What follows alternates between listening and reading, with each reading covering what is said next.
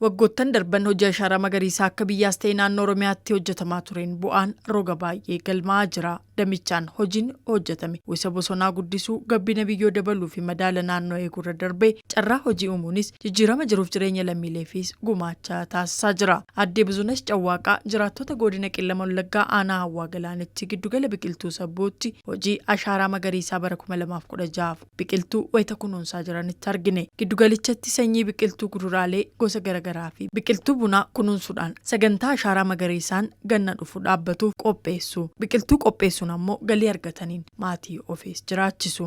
As keessatti xixiqqoo kana xaqaxannee poolii kanatti hin guurree ittiin hojjennee biqilaa kanatti hin guddisnee hojjennee ittiin argannee manas ijaarranneerra ijoollees ittiin barsiifanneerra. Biqiltuun qopheessan wayita dhaabbiif ga'u qonnaan bultoota naannoodhaaf akka raabsan nuun gahaniiru. Obbo Salamuun Morodaa ammoo qonnaan bultoota naannoo buufata sabbootti argaman keessaa biqiltuu buufatichatti qophaa'e fudhachuun naannoo eeruu fi lafa bosonaatti dhaabuun kunuunsinaa jedhu. Boolla qonnaa boolla ji'a xirrii waan akkasii keessa nu qonnaa isa booddee agarsiisuu dhufanii nu ilaaluun agarsiifannaa.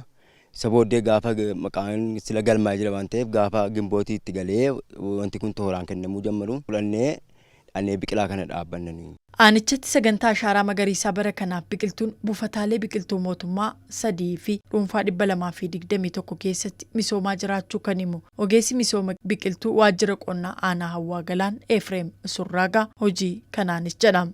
Miiliyoona 38.9 keessaa miiliyoona 38.7 persentii 99.3 buufata biqilaa kan mootummaa 3 fi kan dhuunfaa 221 irratti guddisnee qonnaan bulaa keenyaa fi raabsuudhaa fi haal duree akkuma isin argaa jirtan kana xumurree jirra. Godinichatti biqiltuun qophaa'aa jiru. Biqiltuu bosonaa nyaata namaa fi beeyladaaf oolu dabalatee bunni sanyii filatamaa buufataalee biqiltuu mootummaa fi dhuunfaa 976 irratti biqiltuu miiliyoona 400 siquudha. Kana keessaa immoo biqiltuun miiliyoona 300 fi miiliyoonni 47 biqiltuu buna sanyii fooyya'aa ta'uu himu. Itti gaafatamaan waajjira qonnaa godina Qellama Wallaggaa obbo Mul'ataa Waaqjiraa.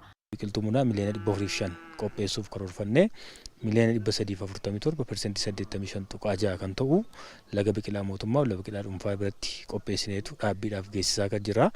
Biqilaa qophaa'e kanas maasirratti boolli inni keessa dhaabbatu turoo birroobiin ji'a 3 dura qotameeti kan qophaa'u ogummaadhaan saayinsiidhaan qotamee qophaa'eetu tajaajila kanaaf oolaati kan jiru. Damichaan carraa hojii uumuu irrattis xiyyeeffatamee hojjetamaa jiraachuu dubbatu obbo Mul'ataan. Gama kanaan dargaggoonni hojii hin qabne laga biqilaa mootummaa irratti gurmaa'uudhaan karaa biraatiinis immoo dhuunfaa isaaniitiinis walitti dhufanii laga biqilaa dhuunfaa banachuudhaan dargaggoonni 13,400 ol carraa hojii damee kana irratti argatanii kan jiranii.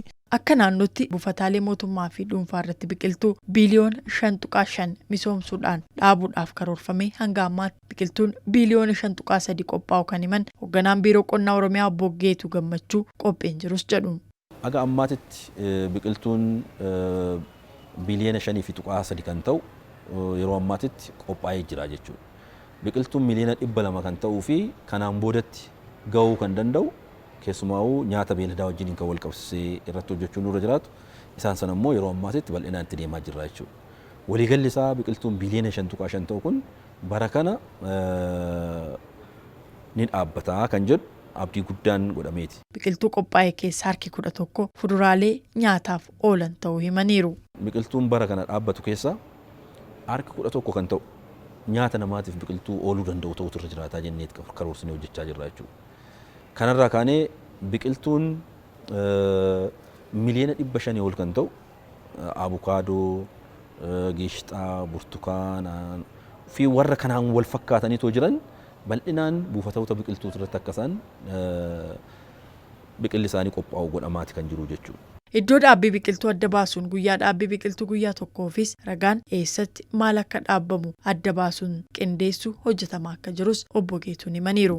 Akka ammaatitti kan ji'oo riifaransii fudhatame qofa fudhannee tolaan hektaara 300,000 ol kan ta'u ji'oo riifaransiisaa fudhatameet jira jechuudha. Kanaaf bal'inaan eessattis akkamittis kan jedhu kanas daballee bara kana xiyyeeffannoo baay'ee addaatiin bona kana keessa waan qopheessuu qabnu qopheessinee jirra.